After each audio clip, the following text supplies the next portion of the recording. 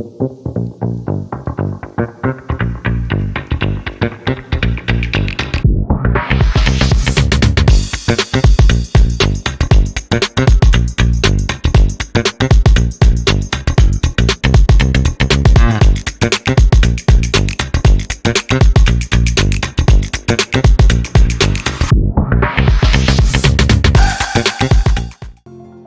first of all, let's begin with your introduction. How has your journey been with in the library space? When and where it all started? Dr. Alka Wadwana. I'm librarian at K.A. Shroff College of Arts and Commerce. It is in Kandivali, Mumbai, Kandivali West. I joined this institution in 1992. So I completed almost 31 years and 7 months in this institution.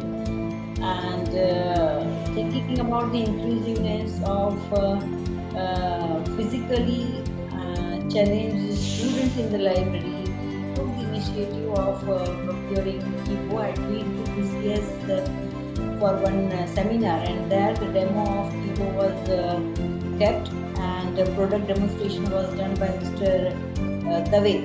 And I liked the product, and after coming from that conference, I immediately told my principal, and she immediately gave sanction about this, and in that way we bought this Kibo. And I think that us is the first library in Mumbai to have Kibo. Please share some of your thoughts as to why inclusion is important in libraries, especially when we talk about providing equal access of content to students with different backgrounds, different language backgrounds, or different print disability backgrounds like blindness. First of all, when I saw the demo, it was shown as it is useful for visually challenged students.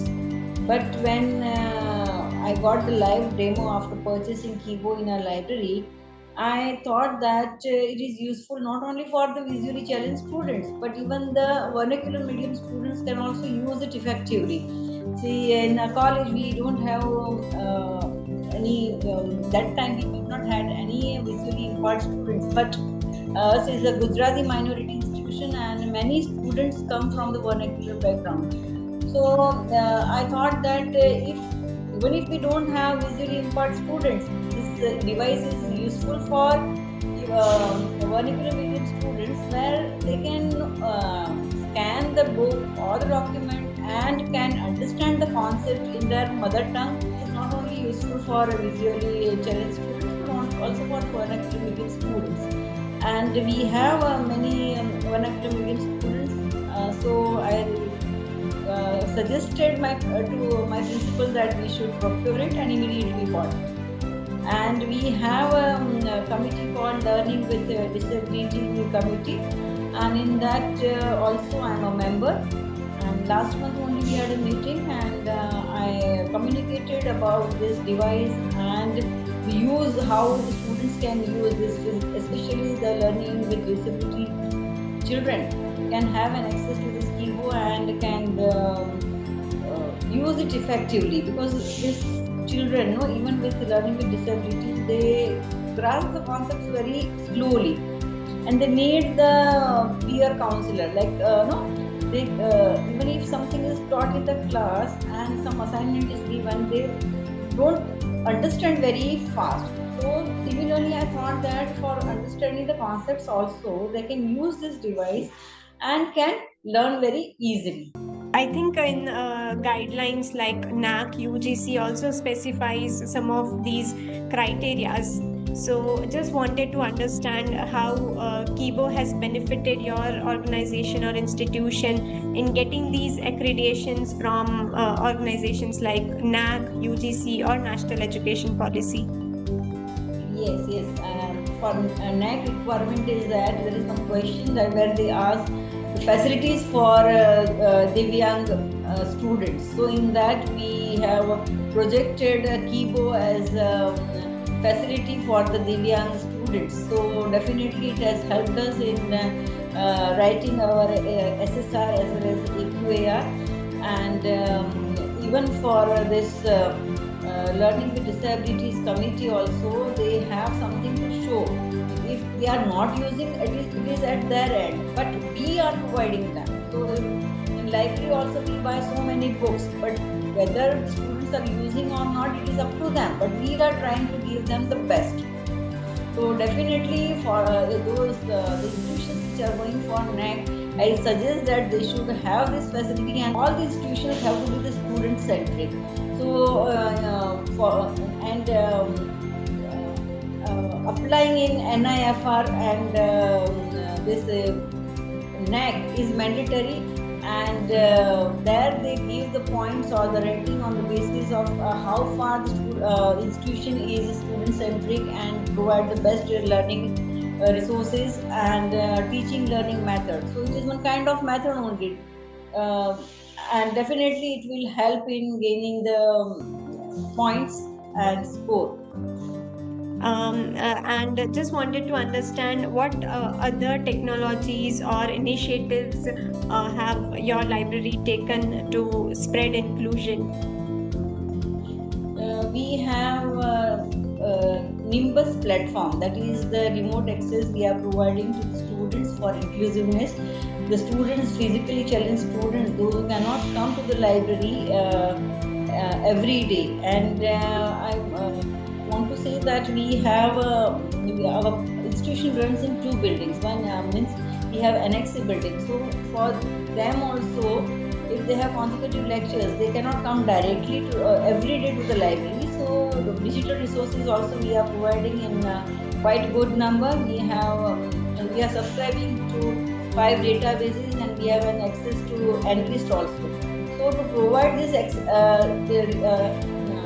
access to these online resources, we have digital platform and digital library. Through Nimbus, they can remotely access the e-books and the e-journals and the databases which we are subscribing. So that is one thing. And in the library, we have Kindle Lab. So 10 e-readers we have procured, and students can come and read the books on Kindle. So, any message that you would like to share other librarians who are still not aware about the importance of inclusion in a library, and what are some of the steps that they can take and they must take to make content accessible for everyone? As a librarian in this profession for more than 3 decades, I would like to advise to young librarians that we also have to think from the student's point of view. It's not that at present, if we don't have any such students, we have to anticipate the demand of the students. At present, we don't have such kind of students, but in future we may have. Like books which we build the collection on the basis of 5 laws of Ranganathan, that is, books are for use, and every book its reader. So we don't make the collection according to the demand, but we anticipate the demand and we procure the book. Similarly, the facility also we have to anticipate, and we have to have all these facilities in the library, so that in future if somebody is willing to take the admission, they can without hesitation can think of our institution and can take the admission. So definitely they should think in advance that such kind of facilities like inclusive services, inclusive environment in the library, like reserving some corner for the physically challenged students in the entrance, providing the special help to them. Such kind of help will definitely help, and such initiatives like whatever new technology is coming for facilitating them should be procured. And though we don't have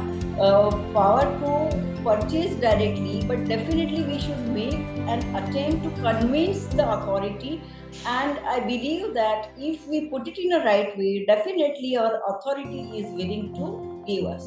And this is from my experience. I'm telling, the moment I ask for any technological development in my library, my principal never says no to me. For this Kibo, immediately I came from TCS, and immediately within 15 days we got procurement. So how we quote, how we negotiate, and how convincing power which we have, and that definitely helps. And young librarians, I advise that I'll suggest them to have positive attitude for all the technological development in our library. Any last message that you would like to give us, or your experience till date about working with Trestle Labs Kibo?